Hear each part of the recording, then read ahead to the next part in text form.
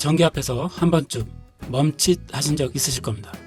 전기는 보이지 않고 실수하면 큰 사고로 이어질 수 있기 때문에 조심하는 게 당연한 일입니다. 그런데 무섭다고 피하기만 하면 현장에서는 아무것도 판단할 수가 없습니다. 그래서 오늘은 그 두려움을 조금 덜어드리려고 합니다. 오늘 영상은 전기 기초가 아예 없는 분들을 위한 영상입니다. 현장에 처음 나오신 분, 이제 막 시작하신 분, 딱 그분들을 기준으로 만들었습니다. 이미 기초가 되어 있는 분들은 오늘 영상은 그냥 건너뛰셔도 괜찮습니다. 오늘 이야기는 전압, 전류, 저항이 무엇인지 알아보도록 하겠습니다. 먼저 전압부터 시작하겠습니다. 전압은 밀어주는 힘이라고 할 수 있습니다. 쉽게 생각해서 수압이라고 생각하시면 좋을 것 같은데요. 수압이 높으면 물이 세게 나오듯이 전압이 높을수록 전기를 더 강하게 밀어냅니다. 전압에는 두 종류가 있습니다. 직류 전압과 교류 전압입니다. 직류는 배터리처럼 한 방향으로만 흐릅니다. 그에 반해서 교류는 주기적으로 방향이 바뀌는데요. 우리가 일반적으로 많이 사용하는 콘센트에서 쓰는 전기가 바로 교류 전압입니다. 왜 콘센트는 교류를 쓸까요? 발전소에서 우리 건물까지 전기를 보낼 때 전압을 수십만 볼트로 높였다가 다시 낮춰야 합니다. 이 변환이 교류에서 효율적이기 때문입니다. 그래서 송전에는 교류가 사용되는 것입니다. 콘센트나 차단기를 보시면 L이나 N이라고 적혀 있는 것을 보신 적 있으신가요? L이라고 표시되어 있는 것은 활선이라고 합니다. 활선이란 전기가 강하게 걸려있는 선이라고 할 수 있습니다. 수도관으로 치면 물이 공급되는 파이프입니다.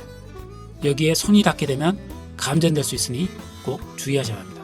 N이라고 표시되어 있는 것은 중성선입니다. 전기가 돌아가는 길, 배수관 역할을 하는 선이라고 할 수 있습니다. 보통은 0전위로 전압이 낮지만 절대 안전하다고 보시면 안됩니다. 전원이 살아있는 한 L이든 N이든 맨손으로 건드려서는 안됩니다. 현장에서 주로 다루는 전압은 두 가지가 있습니다. 단상 220V와 삼상 380V입니다. 단상 220V는 일반 콘센트, 조명, 소형 기기 등에 주로 사용됩니다. 삼상 380V는 대형 펌프 같은 동력 설비에 주로 사용됩니다. 전압이 높을수록 감전 위험도 커지겠죠. 그러니 항상 주의하셔야 합니다. 다음은 전류입니다. 전류는 실제로 흐르는 양이라고 할 수 있습니다. 전압이 수압이라면 전류는 실제로 나오는 물의 양입니다. 수압이 세도 수도꼭지를 살짝 열면 물이 조금 나오고, 수압이 약해도 수도꼭지를 확 열게 되면 물이 많이 나오겠죠. 그런 물의 양, 전류는 실제로 흐르는 양이라고 할 수 있습니다. 전류의 단위는 암페어이고, 분전압 차단기 표면에 20A, 30A 같은 숫자가 적혀 있는 것을 보신 적 있으실 겁니다. 그 숫자는 이 차단기가 허용하는 전류의 한계값입니다. 그 숫자를 넘는 전류가 흐르게 되면 차단기가 내려가게 되어서 전류를 차단하게 됩니다. 감당 못하는 전류가 흐르면 어떻게 될까요? 아주 얇은 빨대로 많은 양의 음료를 억지로 빨아 올리게 되면 빨대가 수축되거나 찌그러지겠죠. 전선도 마찬가지입니다. 한계를 넘는 전류가 흐르게 되면 전선이 열을 내고 피복이 녹게 될 수도 있습니다. 이렇듯 전격보다 큰 전류가 지속되는 상태를 과부하라고 하고요. 이로 인해서 화재로 이어질 수도 있습니다.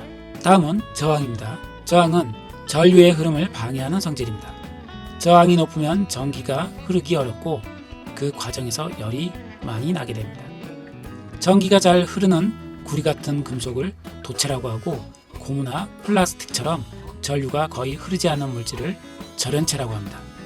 전선 피복을 고무나 플라스틱으로 만드는 이유가 바로 이겁니다. 전류가 밖으로 새지 못하도록 막아주는 역할을 하는 거죠.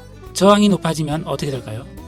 넓은 복도를 걷는 사람들이 갑자기 좁은 비상구 한 곳으로 몰리게 되면 서로 밀치고 부딪히면서 마찰이 생기기도 하고 넘어지기도 하겠죠. 전기도 똑같습니다.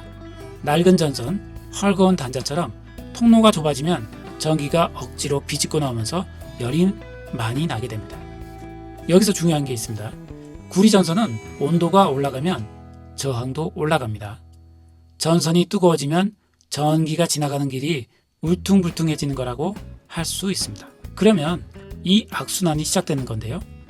열이 나게 되면 저항은 올라가게 되고, 저항이 올라가게 되면 또 열이 더 나게 되고, 열이 더 나게 되면 또 저항이 계속 올라가겠죠. 심하면 피복이 녹아내릴 수 있습니다. 접촉불량이나 오래된 전선에서 화재가 나는 이유가 바로 이것 때문입니다. 반대로 저항이 비정상적으로 낮아지면 어떻게 될까요? 수도관 중간을 잘라버리면 물이 저항 없이 그냥 쏟아지겠죠. 전기도 저항이 사라지는 순간 전류가 폭발적으로 늘어나게 됩니다. 이게 바로 쇼트, 단락사고입니다. 차단기는 이런 고장 전류를 순간적으로 감지해서 전원을 차단합니다. 그 찰나의 차이가 화재와 안전을 가릅니다. 지금까지 이야기한 전압, 전류, 저항 이 세 가지는 사실 하나로 연결됩니다. 전압은 전류 곱하기 저항, 바로 옴의 법칙입니다. 기호로 보자면 전압은 V, 전류는 I, 저항은 R입니다. 밀어주는 힘이 클수록 저항이 작을수록 더 많은 전류가 흐르게 됩니다. 이 한 줄이 바로 전기기초의 핵심입니다. 220V 회로에 저항이 100옴인 기기가 연결되어 있다면 이때 흐르는 전류는 얼마일까요? I는 R분의 V, 그러니까 전류는 220 나누기 100 해서 2.2A가 나올 겁니다. 그런데 저항이 절반인 줄게 되면 전류는 4.4로 2배가 됩니다. 단락사고는 저항이 비정상적으로 낮아진 상태이니 전류가 그만큼 폭발적으로 늘어나게 되는 겁니다. 이 흐름을 거꾸로 생각하면 현장에서 바로 써먹을 수 있습니다. 차단기가 투입됐다면 전류가 전격 한계를 넘었다라고 볼 수 있습니다. 전류가 넘었다는 것은 어딘가 저항이 비정상적으로 낮아진 곳이 있다고 생각할 수도 있고, 또 저항이 낮아진 곳은 그곳이 문제라고 볼 수 있는 거겠죠. 이 흐름이 머릿속에 있다면 무작정 차단기만 다시 올리는 행동은 하지 않게 됩니다. 어디서부터 봐야 할지 방향이 잡히는 거겠죠. 오늘 내용 정리하겠습니다. 전압은 밀어주는 힘이라고 할 수 있고, 기호는 V입니다. 전류는 실제로 흐르는 양이라고 할 수 있고, 기호로는 I입니다. 저항은 전류를 방해하는 성질이고, 기호로는 R입니다. 이 관계를 이해하는 게 중요합니다.